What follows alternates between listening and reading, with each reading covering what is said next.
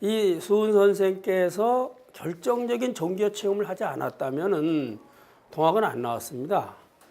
가장 중요한 요소는 결정적 종교 체험이에요. 결정적 종교 체험을 안 했는데 시대가 그렇다고 다 나올 수 있는 건 결코 아니죠.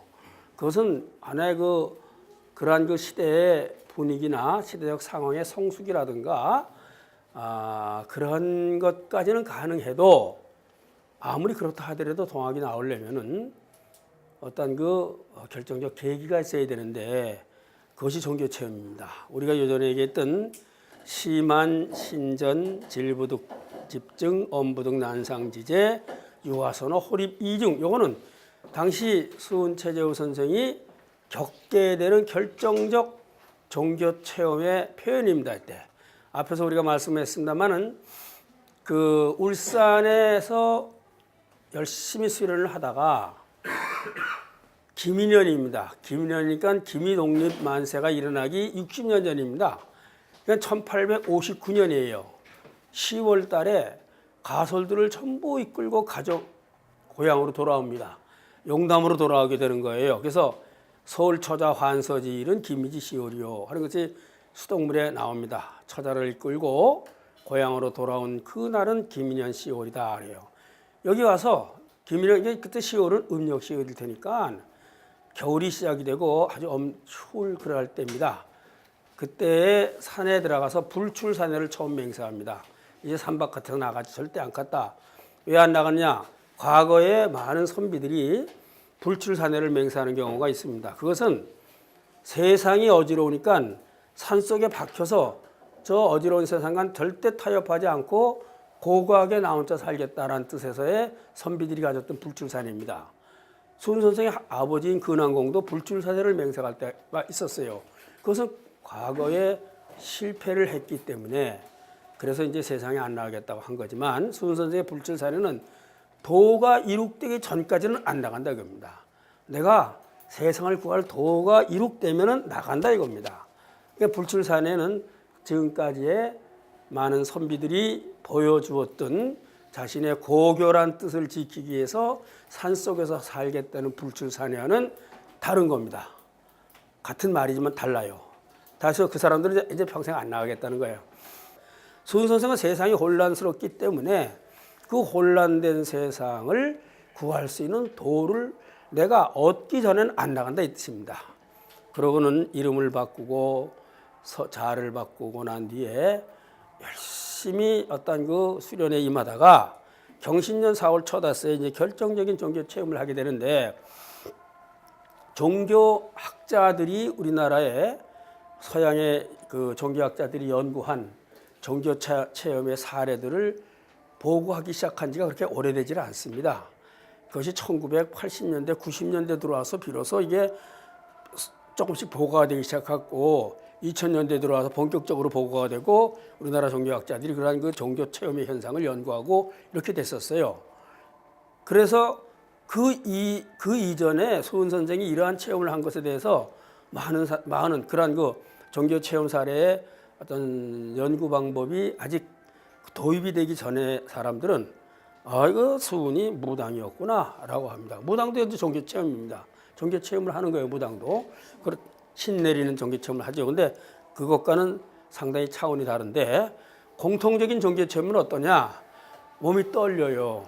그리고 전혀 새로운 어떤 경외감을 느끼게 되고 황홀감을 느끼게 되고 그러고는 정서적 변화를 일으킵니다. 공포감이라든가 체험해 보지 못한 기가 막힌 환희라든가 이런 걸 느끼게 됩니다. 그런 것이 서양의 종교학자들이 종교 체험의 유형을 가지고 연구한 그러한 결과물 속에서 나오는 건데 여기서는 이렇게 간단하게 나오는데 용담유사에서 보면은 그게 그대로 나와요. 기장하다, 인의 신명 기장하다. 너무 신이 나서 그냥 너무 기뻐서 말할 수 없는 기쁨이라든가 황홀감이라든가 이런 게 용담유사에 아주 세세하고 상세하게 등장을 하고 있음을 볼 수가 있습니다. 여기에도 이제 간단히 나온 거죠. 몸이 춥고 마음이 춥고 몸이 떨려서 증상을 알 수가 없는데 그리고 말로는 그 상태를 표현하기 어려울 즈음에 그리고 절대자와 대화를 합니다. 종교체험 속에서는. 절대적 존재와 대화를 하게 되는데 여기서는 유하선호 호리비즘이라고 그랬어요. 어떤 신비한 말씀이 문득 귀로 쑥 들어왔다 그랬어요. 그래서 경기탐문즉, 그래서 경기탐문, 경은 놀랄 경자에 깜짝 놀랐죠. 깊은 수련에 침잠하고 있는데 어떤 말이 들려오니까 얼마나 놀랬겠어요. 그래서 놀래서 기 일어나서 탐은 이 캐 물어본다 이런 뜻입니다. 탐문은 캐서 물어본다니까는 아주 상세히 물어본다 이런 얘기입니다. 물어보니까 곧 그 말소리가 대답을 하죠. 물구물공하라. 이 구자도 두렵다는 구자고 공자도 두렵다는 공자입니다. 근데 이 구자의 두려움은 어떤 구자냐 하면은 우리가 본연적으로 가지고 있는 두려움이에요. 우리 인간에게는 희노애락, 애오구 이런 것들이 그 감정에 본연적으로 가지고 있어요. 기쁘고 슬프고 이렇게 한 두렵고 이런 게 있고, 그것은 우리가 천연에 가지고 있는 두려움. 근데 공이라는 건 뭐냐면 어떠한 계기를 맞이해서 받아들이는 두려움입니다. 그러니까 가다가 갑자기 무슨 뭐가 탁 나타났다거나 귀신이 보였다든가 그래서 느끼는 두려움은 공이고, 그렇지 않고 본연적으로 우리가 갖고 있는 두려운 감정, 이건 구가 되는 거예요. 근데 같은 말을 이렇게 반복해서 물구물공하라 할 때 물은 뭐하지 마라 하는 금지사입니다. 두려워하지 마라 이랬습니다. 두려워하지 마라. 이것은 이 경외감이 생기기 때문에 이런 체험을 할 때에 정서적 변화를 일으키게 됩니다. 전혀 차원이 다른 정서적 변화를 일으키게 되고, 그 정서적 변화 중에는 경외감 같은 것이 생기고 두려움이 생기게 됩니다. 그래서 그것을 알고 하느님이 두려워하지 말라고 말씀했어요. 세인이와 상제연을 세상의 사람들이 위는 일컬어 말한다 이렇습니다. 이 글자는 위야 나를 일컬어 말하기를 상제라고 하니 이 소리입니다. 상제라고 하니 여부지 상제야 너는 상제를 알지 못하느냐 이런 얘기입니다. 근데 제가 어저께도 제가 어제 그저께 남해에 갔다 왔어요. 남해에 가서 특강할 때 요 얘기도 좀 드렸습니다만은 증산도에서는 수은 선생이 훌륭하다 해놓고는 그것을 상제가 내려보냈다 이거예요. 그래서 상제가 누구냐면 증산 선생이 상제라는 거죠. 그렇게 얘기를 하고 있어요. 그래서 증산 선생이 상제로 계시다가 증사로 나타났다가 이제 돌아가셔 다시 상제가 됐다 이렇게 보는 거예요. 그래서 요 구조를 그대로 이용합니다. 세니와 상제연을 요것만 딱 잘라 인용해요. 세상 사람이 나를 상제를 하니 여부지 상제야 증산인 상제가 수은 선생에게 이러면서 도를 줬다라고 이 아주 이걸 굉장히 중요한 구조로 사람들은 씁니다. 근데 상제란 말은 이 동학 천도교에서의 신의 명칭은 한울림입니다. 시천주 할 때 천주는 그것은 한문으로 표기할 때 어쩔 수 없이 했어요. 동경대전은 한문으로 할 수뿐이 없으니까 한울림을 천주라고 한문으로 번역해서 표기한 거예요. 상제는 뭐냐 하면은 지금 나타난 이 신의 존재가 수은 선생이 누군지 모르니까 도대체 뭐요? 누굽니까? 그러니까는 내가 한울림이야 라고 말해야 할 수 없으니까 세상 사람들이 나를 옛날부터 상제님 하고 불렀는데 그게 나다 이거예요. 그러면 상제는 뭐냐? 옥황상제로서 도교의 주제신입니다. 근데 우리나라가 불견이 유견이 하는 것은 국가의 어떤 그 중요한 국시로서 그 자리를 했었어요. 고려 때는 불교가 그랬고 조선조 들어와서는 유교가 자리를 잡았죠. 국시로 자리를 잡아서 했는데, 그래서 굉장히 이것은 고급 종교로 있었는데 도교만큼은 한 번도 국가의 정책으로 채택이 된 적이 없어요.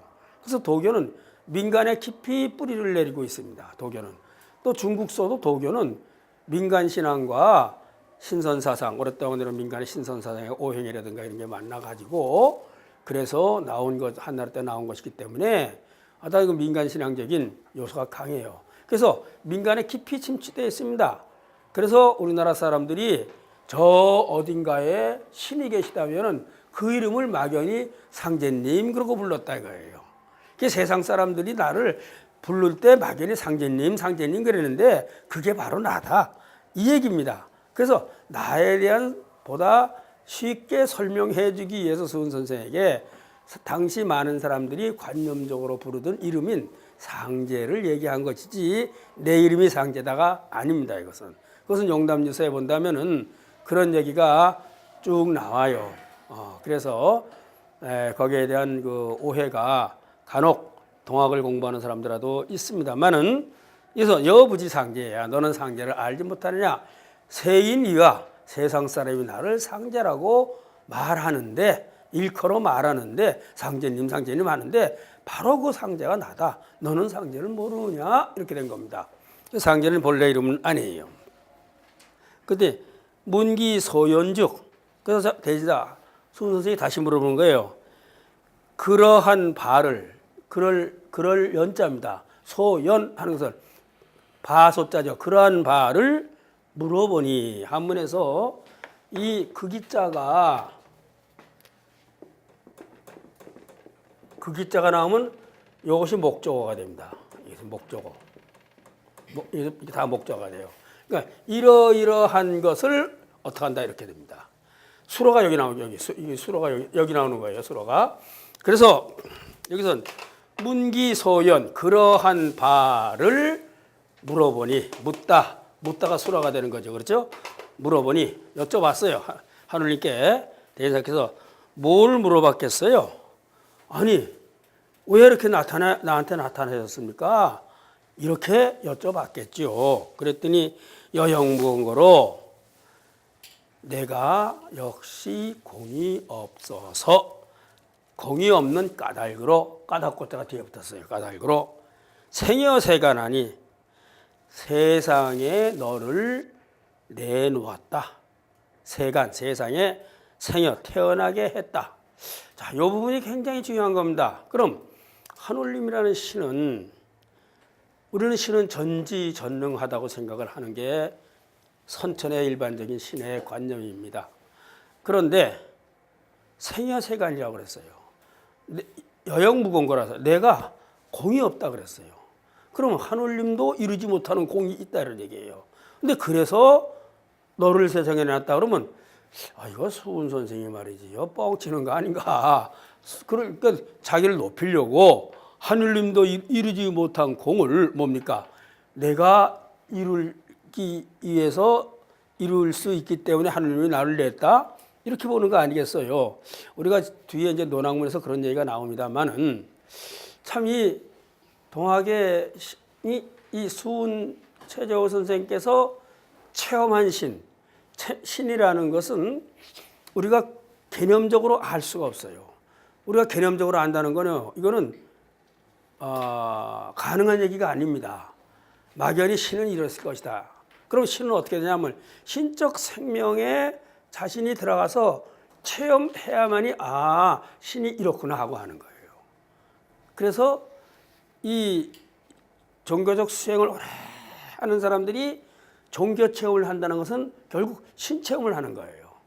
그래서 신체험을 해서 신을 자신의 생명 안에서 체험하게 되고 신이 이렇구나 라고 그 신에 대한 체험을 하고 신에 대한 개념을 그 사람들이 만들어내는 것이 그 일반적인 모습인데 이 수은 선생이 체험한 하늘님의 신이라는 것은 바로 이겁니다.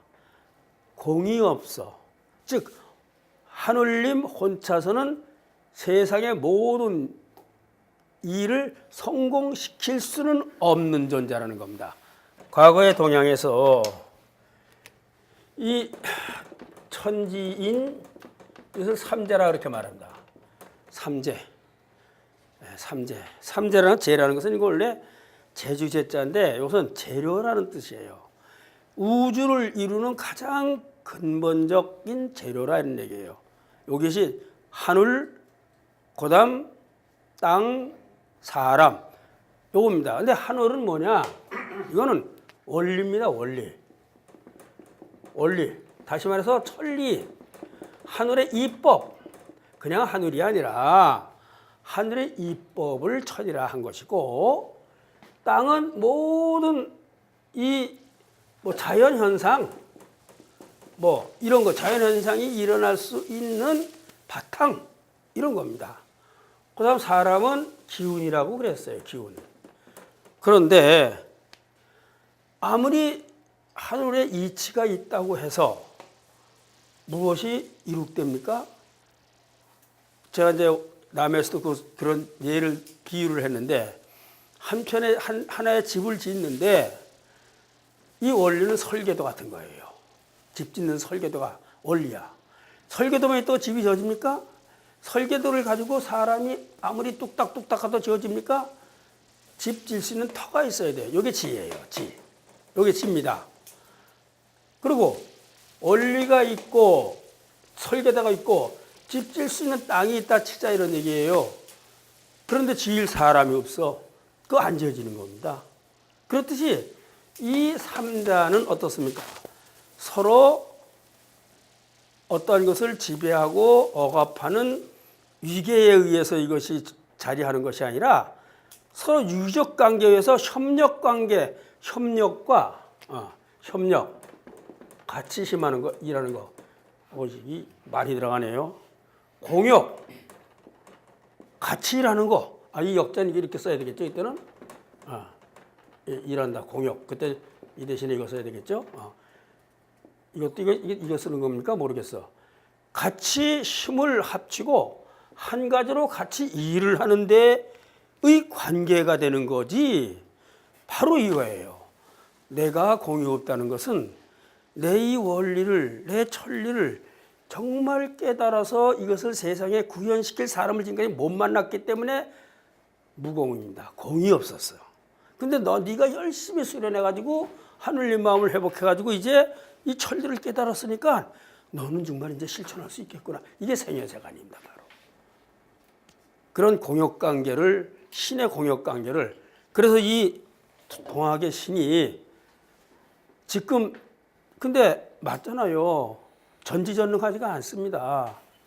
전지전능하면 신이 마음대로 벌도 주고 복도 주고 다 했어야 되는 거 아니에요. 착한 놈들 다 잘 살려고 못된 놈들 다 죽여버리고 별짓 다 했어야 되는 거 아니에요. 근데 그렇지 않아요. 신은 뒤에도 계속 나와요. 동경대전에 읽어보면은 동학의 신이 어떻다는 게 그대로 다 나옵니다. 동경대전에서 보면. 불택선악, 선악을 가리지 않고 똑같이 은혜를 내려버린다고 그랬어요. 근데 그걸 받는 사람이 그걸 선으로 받느냐, 그걸 악으로 받느냐, 거기에 따라 달라지는 거예요, 사실. 그래서 그런 예도 제가 들었는데, 아버지가 자식이 5이야.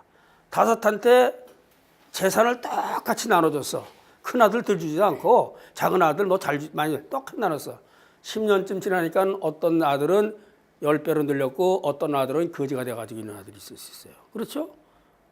하늘님은 똑같이 줬다 이거야. 비 내리고 이슬 내리고 다 똑같이 내려줘. 그걸 받는 자의 몫이라는 거죠. 선악의 문제나 복과 화를 받는 자의 문제죠. 공역관계, 바로 여기서의 신과 사람과의 공역, 협력, 요 관계가 여영무공고로 생여세간하니, 이런 얘기입니다. 그래서 하니 교인차법, 이 사람들을 이 법으로 가르쳐라, 이런 얘기입니다. 이 차법이 뭐냐? 거기다 그 다음에 나와요. 이 차자입니다. 이 법으로 가르쳐라. 교인차법 하라. 무리무리하라. 그러니 사람들을 갖다가 바로 그 가르치니 의심하지 말고 의심하지 마라. 이 종교 체험의 순간에는요, 끝없는 의심하는 마음도 생깁니다. 왜? 전혀 체험하지 못하는 새로운 정서를 받아들이게 되니까. 이거는 우리가 지금 가지고 있는 정서와는 차원을 달리하는 그런 정서를 갖게 된다고 그래요.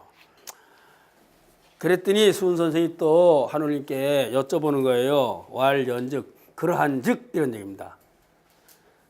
서도의 교인호이까. 당시 서양의 종교가 들어와서 굉장한 거죠. 이 서양 하면은 서양의 종교와 학문과 문화와 뭐 과학과 이런 것들이 전부 통틀어서 하나로 인식을 했어요, 사실은 그 당시에. 그래서 이 신기한 점이 너무 많지요. 그래서 서도의 교인의가 당시 들어오던 서도로서 사람들을 가르칠까요? 이렇게 물어보는 겁니다. 그때 왈불연하다 하느님이 그렇지 않다 이렇게 돼. 그러면서 이제 오유영부하니 김영은 선약이요 기영은 태국이요 우영은 궁궁이라 이렇게 말하고 있어요. 나한테 영부라는 것이 있으니 그 이름은 선약, 이 선자는 신선선자와 같은 글자입니다. 이것은 신선자 같은 글자인데 옛날 동경대원 고본에 이렇게 썼기 때문에 그리고 과거에 신선사상 할 때에 도교의 신선할 때 이 선자를 많이 썼습니다. 선약, 신선의 약이고 기영은 태국이고 그 형상은 태국이고 또 다른 형상으로 말한다면 궁궁이다 이렇습니다. 그래서 전에도 우리가 그 시청성왕이하고 할 때 이런 얘기를 했어요. 이 얘기를 했는데 이걸 보면은 야 역시 동학은 짬뽕이구나 그렇게 생각합니다. 왜? 영부 그러면 부적이다. 그다음 선약 이거 도교의 불사약이구나. 태극 그러니까 이건 무슨 유교의 태극이구나. 궁궁 그러니까 궁궁은 민간 도참 사상에 나오는 궁궁이구나. 요 짧은 말 속에 어떤 그 무속과 도교와 유교와 도참 민간 신앙이 다 들어가 있다 이렇게 되는 거예요. 이 부적 영부는 신령스러운 부적이라는 뜻인데 이 부라는 것은 이것은 두 가지가 떨어져 있던 본래는 하나였는데 떨어져 있던 것이 서로 만나서 그것으로서 믿음과 신뢰의 증표를 주는 것을 부라 그랬어요. 이것을 부. 그래서 우리가 잘 알다시피 과거에 이 돈 꾸어 할 때 어음을 받을 때 일금 얼마 써가지고 반쪽을 이렇게 찢어가지고 하나씩 갖고 있어요. 갚을 때 딱 맞춰보면 당신이 돈을 나한테 얼마 빌려줬고 내가 당신한테 얼마 꿨다. 그렇게 해서 정확하게 바꿔주는 그러한 증표로 하는 것이 요게 부입니다. 부. 본래 것인데 떨어져 있었어요. 그럼 이건 뭡니까? 본래 이 부적은 신의 뜻과 신의 뜻 혹은 마음 본래 이런 거였을 거예요. 사람의 마음이 본래는 하나의 마음이었던 것인데 인간 살다 보니까 나눠졌어요. 그래서 다시 딱 맞춰서 하나로 만든 거 천인합일의 증표가 이게 부적이에요 사실은. 근데 그게 민간신앙에서 와전이 돼가지고 무슨 복 불러오는 거 뭐 이런 거로 쓴 것은 아닌가. 그러면 영부라는 것은 여기서 말하는 이 신령스러운 부적이라는 것은 바로 이것은 이 하늘님의 마음과 대신사 수은 선생의 마음이 하나로 한치의 차이도 없이 딱 맞아 떨어졌다 이 소리입니다. 딱 맞았다 이거예요.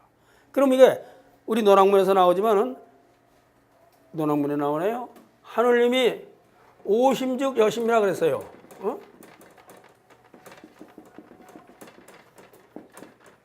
나의 마음이 곧 너의 마음이다 그랬어요. 너는 수은 선생이고 나는 하늘님입니다. 즉 네가 수련을 열심히 해서 하늘님 마음을 회복했기 때문에 너의 마음이 곧 내 마음이 됐다 그랬어요. 그렇듯이 두 마음이 똑 맞아떨어진 그것을 영부라 이렇게 말했어요. 바로 영부는 하늘님 마음을 회복한 하나의 증표라고 볼 수가 있겠습니다. 근데 그것은 선약이라는 것이요. 그것이 신선의 약이다 이렇게 얘기를 했어요. 선악은 불사약이다. 불사약이라는 말은 용담주사에도 나옵니다. 불사약을 손에 들고 초록만산 하을 것을 이렇게 나오죠. 불사약으로 나오지 않습니까? 이 수은 선생이 말하는 영부는 육신의 장생불사는 아니라고 생각이 됩니다. 이것은. 자, 그럼 뭐냐? 바로 이것은 하늘님의 무궁한 생명력을 바로 이 영부라고 그랬지 않습니까? 이것을 통해서 하늘님의 마음을 얻었기 때문에 바로 이 나의 생명이 하늘님의 무한 생명에서부터 왔으니까 내가 이 육신을 버려도 내 생명력은 다시 하늘님의 무한 생명으로 가기 때문에 나는 결국 죽지 않고 무궁한 삶을 사는 것이기 때문에 그렇기 때문에 불사약이라고 했고 뭡니까? 선약이라고 이야기를 했어요. 그래서 흉중불사지약하니 기명은 선약이요 이렇게 말했어요. 기형은 궁궁이요 그렇게 말했습니다. 이 가슴 안에 불사약을 지니고 있으니 그 형상은 궁궁이다 라고 표현을 했던 겁니다. 그래서 이것은 육신의 장생이 아니에요. 영원한 생명을 하늘님으로부터 받았으니까 육신은 비록 죽어도 그 영원한 생명은 다시 글로 간다라는 하늘님의 그 큰 생명으로 돌아간다는 의미에서 어떤 그 죽지 않는 장생을 여기서 이야기를 하고 있는 것이라고 우리는 판단이 됩니다. 그러면 왜 태극이고 궁궁이냐? 이 태극이 생겨먹은 모습이나 태극이 이렇게 생겼다거나 이 궁궁에 생겨먹은 글자 모양이 같아요. 이게 그렇습니다. 이게 같은 겁니다. 사실은 그런 의미에서 태극과 궁궁인데 바로 이 태극은 우주의 본체를 뜻하는 것이죠. 우주의 본체는 하늘님 마음의 본체를 말하는 것이죠. 하늘 마음의 본체를 뜻하며 동시에 이 하늘님 마음의 우주의 근원적 작동이 이렇게 생겼다는 거예요. 이렇게 생겼다고 말하는 사람들이 많이 있습니다. 이것을 어떤 깊은 경지에 들어가서 보면 그렇다는 거예요. 그래서 이 태극과 궁궁이라고 이야기를 했어요. 그런데 이것을 해월 최시영 선생이 궁을에 관한 이야기를 하듯이 영부 주문에 나옵니다. 궁을은 마음심자다 그랬어요. 마음심자며 동시에 이것은 천궁이고 천을이다 그랬어요. 즉 마음이며 하늘이다 이렇게 말했어요. 마음이며 하늘이다. 그러니까는 궁은 우주의 본체이며 궁자나 태극이라는 이 모형은 우주의 본체이며 동시에 우리 마음의 본체다 이런 얘기입니다. 내 마음의 본체가 뭡니까? 우주의 본체가 하늘님 마음이지요. 결국은 그런 의미입니다. 그렇기 때문에 영부는 다시 말해서 하늘님 마음의 본체를 말하며 내가 회복한 하늘님 마음이다. 그런 얘기를 태극과 궁궁으로서 표현합니다.